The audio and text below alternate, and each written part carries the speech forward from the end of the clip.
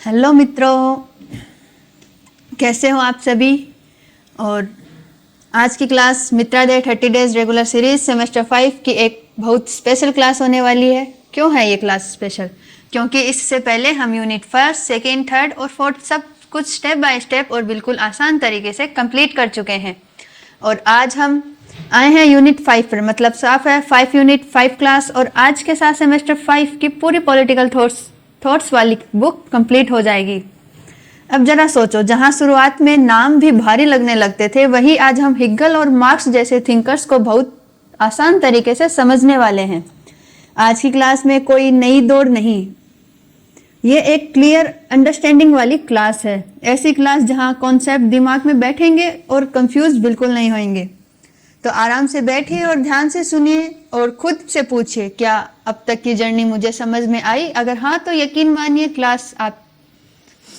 Class के बाद ये सब्जेक्ट और भी ज़्यादा क्लियर हो जाएगा। तो चलिए अब शुरू करते हैं यूनिट 5 और सबसे पहले हिगल के बारे में देखते हैं। सबसे पहले हम यूनिट 5 के इम्पोर्टेंट टॉपिक्स और विचारक के बारे में बात करेंगे। George Wilhelm Friedrich Hegel, Friedrich Hegel. Hegel का जीवन एवं पृष्ठभूमि, द्वंद्वात्मक विधि, चेतना और आत्मचेतना, मास्टर स्लेव द्वंद्व, विश्व इतिहास का और आत्मा, राज्य की अवधारणा, हिगल की आलोचना। मित्रों, अब हम सबसे पहले हिगल के जीवन और पृष्ठभूमि को बिल्कुल आसान तरीके से समझते हैं। हिगल का जन्म 19वीं शताब्दी में जर्मनी में हुआ। उस समय यूरोप में सोचने का तरीका तेजी से बदल रहा था और दर्शन एक नया मोड़ ले रहा था। हिगल को जर्मन आइडियलिज्म का सबसे बड़ा विचारक माना जाता है। मतलब वो ये मानते हैं कि आइडिया दुनिया को सब समझने की कुंजी है। उनके दर्शन पर कांटे और फिसरते जैसे दार्शनिकों का गहरा प्रभाव था। लेकिन ध्यान रखना, हिगल ने सिर्फ सीखना नहीं बल्कि आगे बढ़कर अपना अलग रास्ता बनाया। हिगल ने ट्यूबिंग यूनिवर्सिटी से शिक्षा प्राप्त की। बाद में उन्होंने जेना एंड बर्लिन में अध्यापन भी किया। हिगल का प्रभाव सिर्फ दर्शन तक सीमित नहीं रहा। उन्होंने हिस्ट्री एंड फिलोसॉफी को जोड़कर सोचने की एक नई पद्धति दी। उनके लिए स्टेट सिर्फ सत्ता नहीं था बल्कि एक नैतिक इंस्टीट्यूट था। और सबसे इम्पोर्टेंट बात, हिगल ने द्वंद्वात्मक पद्धति का विकास किया जो आगे चलकर मॉडर्न फिलोसॉफी की नींव बनी। तो समझ लो कि हिगल सिर्फ एक दार्शनिक नहीं बल्कि सोचने का तरीका बदलने वाले विचारक थे। मित्रों, अब हम आते हैं हिगल की सबसे फेमस और सबसे इम्पोर्टेंट बात पर, जो है द्वंद्वात्मक विधि। हिगल के अनुसार दुनिया सीधी एक रेखा में आगे नहीं बढ़ती। थॉट्स और रियलिटी हमेशा एक दूसरे से टकराते रहते हैं। इसी प्रक्रिया को हिगल थीसिस, एंटीसिस और सिंथेसिस के रूप में है। मतलब क्या? पहले विचार ये आता है, उसे कहते हैं थीसिस। फिर उसी विचार के विरोध में दूसरा विचार ये खड़ा होता है, एंटीसिस। अब यहाँ झगड़ा खत्म नहीं होता, इन दोनों में टकराव, एक नया और ज्यादा उन्नत विचार निकलता है, उसे है थीसिस। हिगल के लिए विरोध कोई समस्या नहीं था बल्कि विकास का आधार था।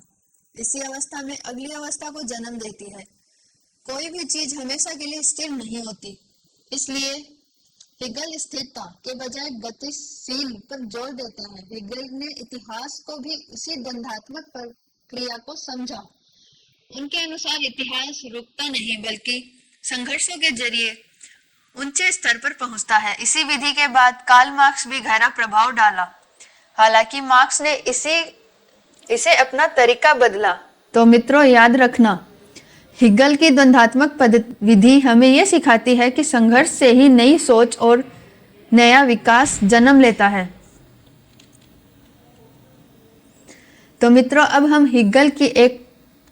हिगल की सोच का एक और गहरा और बहुत इंपॉर्टेंट हिस्सा है चेतना और आत्मचेतना।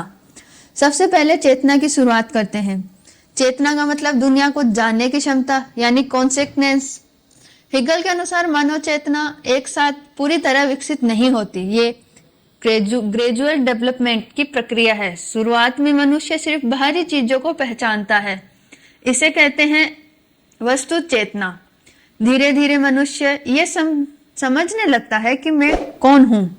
यहीं से चेतना आत्म चेतना में बदल जाती है। सेल्फ कॉन्शसनेस का मतलब है खुद को एक अलग और स्वतंत्र सत्ता के रूप में समझना। हिगल कहते हैं आत्म चेतना अकेले विकसित नहीं होती, इसके लिए दूसरों की मान्यता जरूरी होती है। इसी वजह से व्यक्ति धीरे धीरे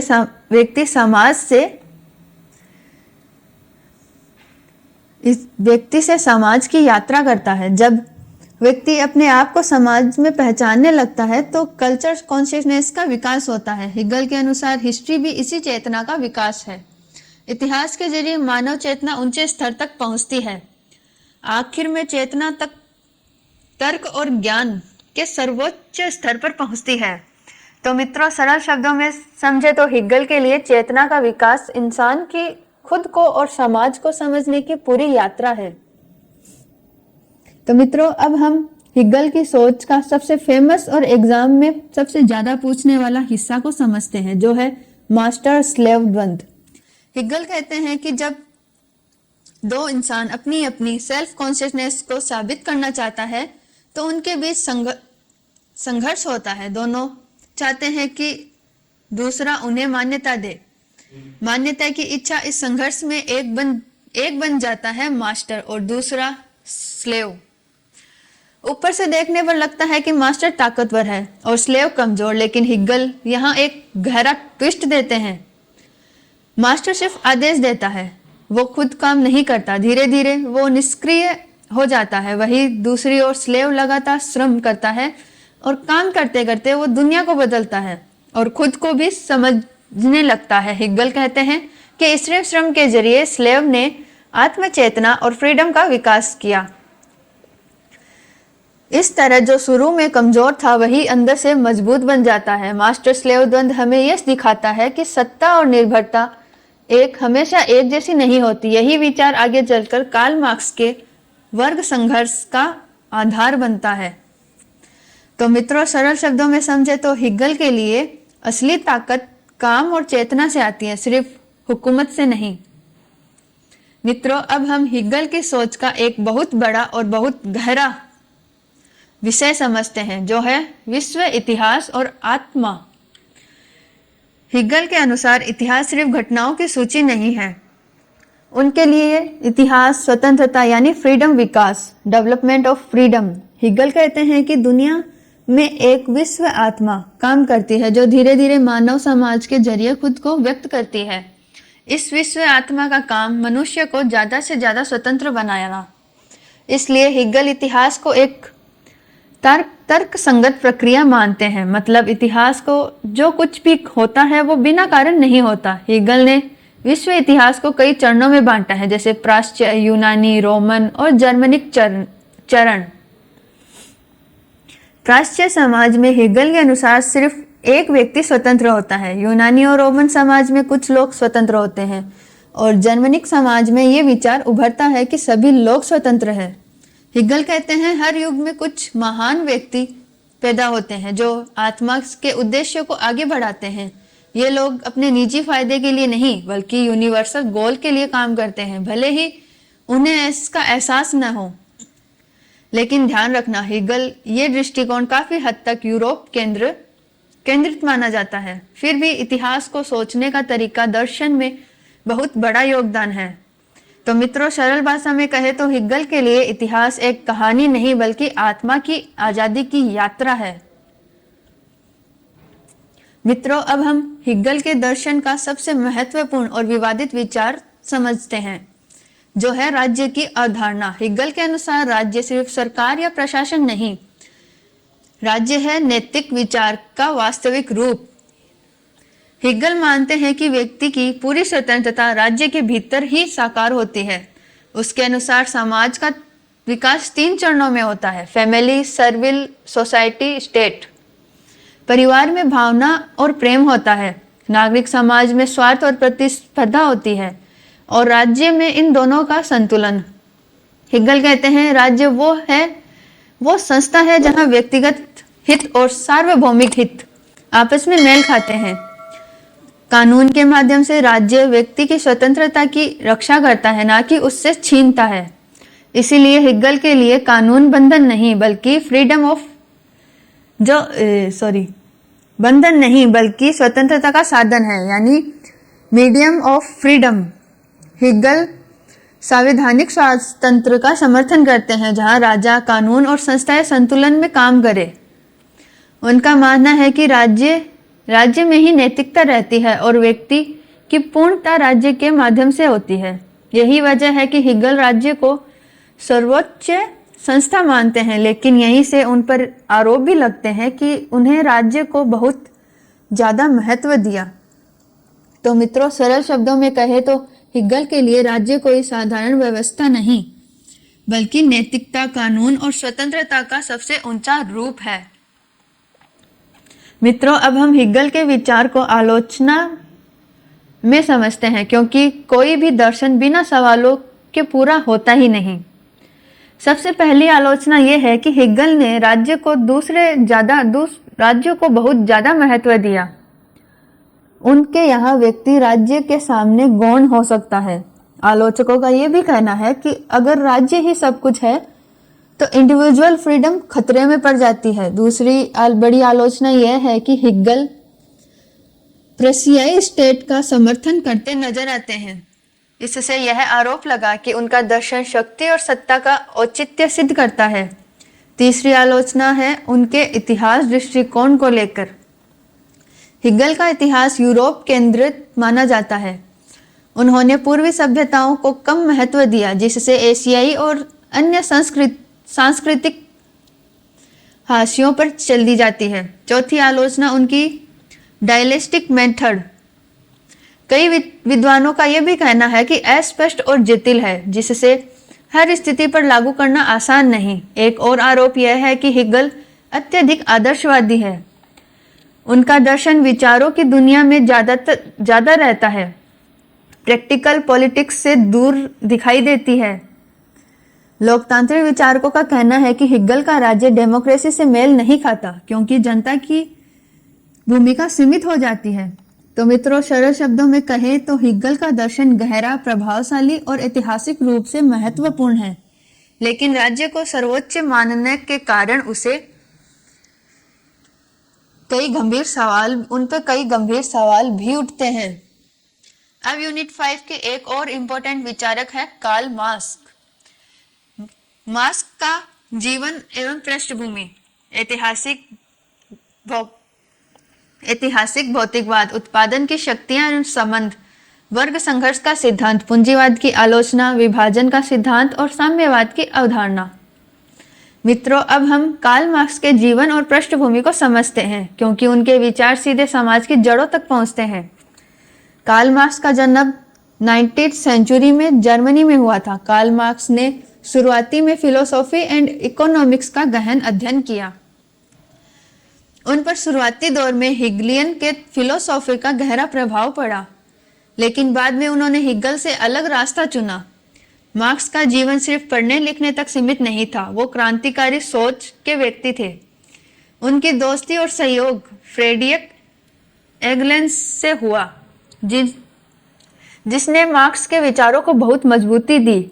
अपने विचारों के कारण मार्क्स को कई देशों से निर्वासन तक झेलना पड़ा और जीवन का बहुत बड़ा हिस्सा उन्हें गरीबी में बिताना पड़ा।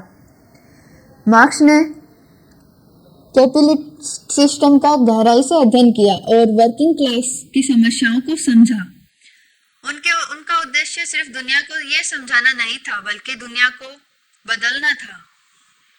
इसी सोच के कारण मार्क्स आधुनिक समाजवाद के सबसे बड़े प्रवर्तक माने जाते हैं। तो मित्रों, कार्ल मार्क्स का जीवन हमें यह सिखाता है कि दर्शन सिर्फ किताबों से नहीं बल्कि समाज की लड़ाइयों में जिंदा रखता है। मित्रों, अब हम कार्ल मार्क्स के विचारों का कॉन्सेप्ट यानी ऐतिहासिक भौतिकवाद को समझते हैं। कार्ल मार्क्स कहते हैं, हिस्ट्री का असली आधार विचार नहीं बल्कि मटेरियल कंडीशंस होती है। किस समाज में कैसे लोग रहते हैं, क्या पैदा करते हैं और कैसे जीते हैं, यही इतिहास की दशा तय करते हैं। मार्क्स के अनुसार हर समाज में एक आर्थिक संरचना होती है, पूरे समाज को आकार देती है। इस आर्थिक आधार को मार्क्स कहते हैं बेस, और इसी आधार पर जो चीजें खड़ी होती है जैसे रिलीजन, पॉलिटिक्स, लॉ, कल्चर, इन्हें कहते हैं अधिसंरचना।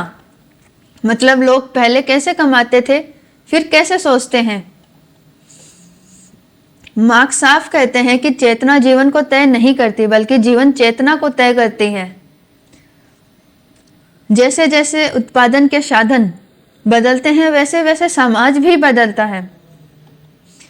इसी साम्यवाद से पूंजीवाद और फिर समाजवाद की यात्रा होती है। कार्ल मार्क्स का मानना है कि इतिहास कोई संयोग नहीं, बल्कि एक साइंटिफिक प्रोसेस है। इस तरह ऐतिहासिक भौतिकवाद हमें यह सिखाता है कि समाज को समझने के लिए हमें उसकी आर्थिक सच्चाई को समझना जरूरी होगा। मित्रों, अब हम समझते हैं मार्क्स का एक और बहुत जरूरी कॉन्सेप्ट, उत्पादक की शक्तियां और संबंध। सबसे पहले फोर्सेस ऑफ प्रोडक्ट्स क्या होती है, इसे आसान भाषा में समझते हैं। उत्पादन की शक्तियां मतलब लोग क्या पैदा कर रहे हैं और किस साधन में पैदा कर रहे हैं। इसमें शामिल होते हैं टूल्स, मशीन्स, टेक्नोलॉजी और ह्यूमन लेबर। अब बात करते हैं रिलेशंस ऑफ प्रोडक्ट्स। ये बताते हैं कि उत्पादन के दौरान लोगों के बीच कैसा रिश्ता होता है, जैसे कौन ओनर है, कौन वर्कर है, कौन आदेश देता है और कौन काम करता है। मार्क्स कहते हैं समस्या तब पैदा होती है जब उत्पादन की शक्तियां तेजी से आगे बढ़ती है, लेकिन उत्पादन संबंध पुराने ही रह जाते हैं। यहीं से शुरू होता है क्लास कॉन्फ्लिक्ट। पुराने संबंध नई शक्तियों को रोकने लगते हैं और समाज में तनाव पैदा होता है। इसी टकराव से जन्म लेता है नया समाज। जैसे जब नई मशीनें आई तो साम्यवादी व्यवस्था टूटने लगी और पूंजीवादी व्यवस्था आगे आई। मार्क्स के अनुसार यही टकराव इतिहास को आगे बढ़ाता है। इसलिए उत्पादन की शक्तियां और संबंध इतिहास की गति का इंजन है। मित्रों, अब हम आते हैं कार्ल मार्क्स के सबसे फेमस और सबसे ज्यादा पूछने वाले सिद्धांत, जो है class struggle theory. Karl Marx साफ कहते हैं कि पूरा इतिहास असल में वर्ग संघर्ष का इतिहास है। मतलब हर समाज में लोग दो मुख्य भागों में बांटे हुए हैं। एक तरफ होता है शोषण वर्ग और दूसरा होता है शोषित वर्ग। पूंजीवादी समाज में ये वर्ग पूंजीवाद और मजदूर वर्ग। पूंजीवादी पति के पास उत्पादन के साधन होते हैं, कारखाने, मशीनें, पूंजी, और मजदूर के पास सिर्फ उनकी मेहनत होती है। मजदूर पूरी मेहनत करते हैं, लेकिन उससे उसके श्रम का पूरा मूल्य नहीं होता। मजदूर पूरी मेहनत करता है, लेकिन उसे उसके श्रम का पूरा मूल्य नहीं मिलता। इससे पैदा होता है शोषण। यहीं से वर्गों के बीच संघर्ष की शुरुआत होती है। धीरे धीरे मजदूरों में वर्ग चेतना आती है। वे समझने लगते हैं कि उनकी हालात व्यक्तिगत नहीं बल्कि पूरे वर्ग की समस्या है। जब यह चेतना मजबूत हो जाती है तो संघर्ष संगठित रूप ले लेता है और अंत में कार्ल मार्क्स कहते हैं यही क्रांति को जन्म देता है। इस क्रांति के बाद पुरानी व्यवस्था टूटती है और नई सामाजिक व्यवस्था जन्म लेती है। इसलिए कार्ल मार्क्स के अनुसार वर्ग संघर्ष इतिहास का प्रेरक तत्व है। मित्रों, अब हम समझते हैं कि कार्ल मार्क्स पूंजीवादी की आलोचना क्यों करते हैं।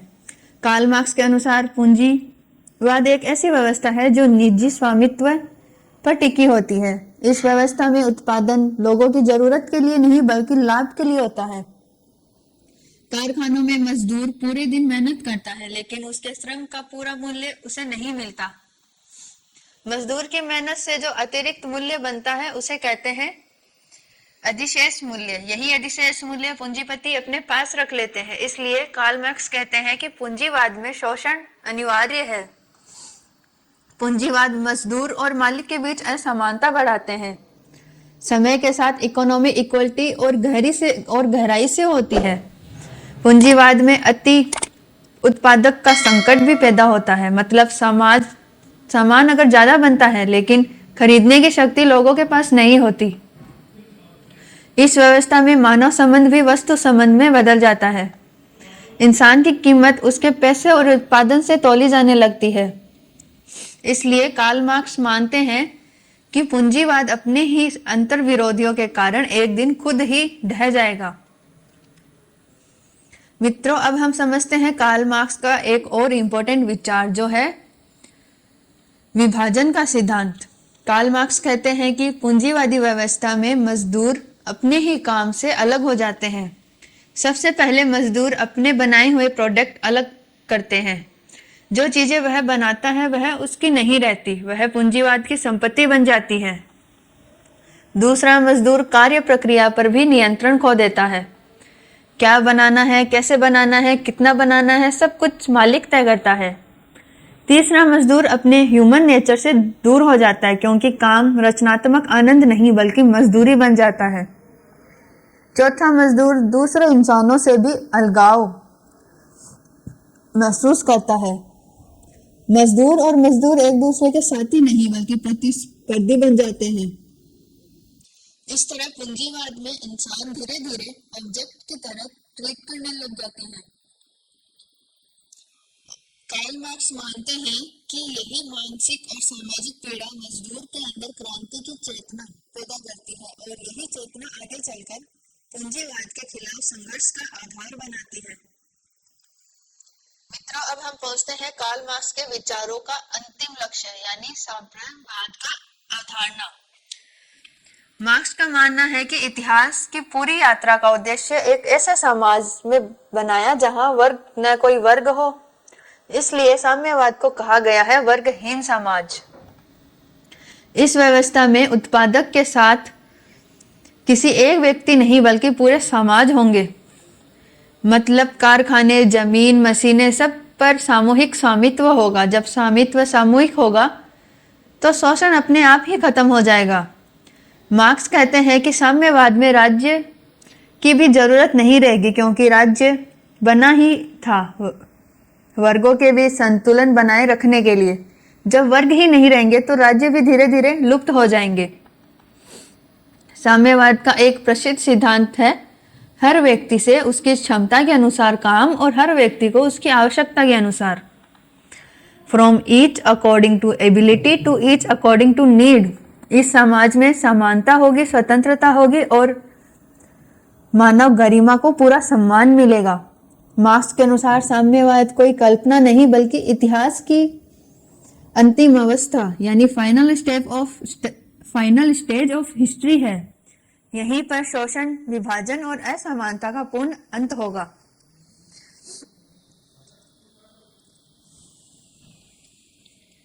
ऑलराइट मित्रों, आज की क्लास में हमने सेमेस्टर 5 की पूरी पॉलिटिकल थॉट्स की किताब कंप्लीट कर ली।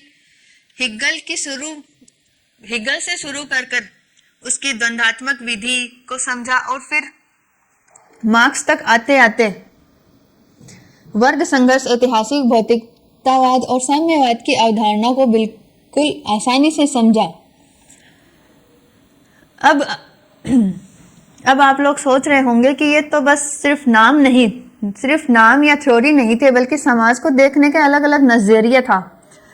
अगर आपने यूनिट 1 से लेकर यूनिट 5 तक की इस 30 डेज रेगुलर सीरीज को ईमानदारी से फॉलो किया तो यकीन मानिए ये सब्जेक्ट अब डर नहीं, कॉन्फिडेंस बन चुका है। अब अगला स्टेप ये है कि आप इन 500 यूनिट का रिवीजन करेंगे, दोबारा देखेंगे और इम्पोर्टेंट क्वेश्चन और मॉडल पेपर्स आपको मैराथन क्लासेस में मिलेंगे और नोट्स 26 जनवरी को मिलेंगे। तो कल मिलते हैं सेम टाइम सेम जगह एक नई क्लास के साथ। आपका अपना मित्राधय। धन्यवाद।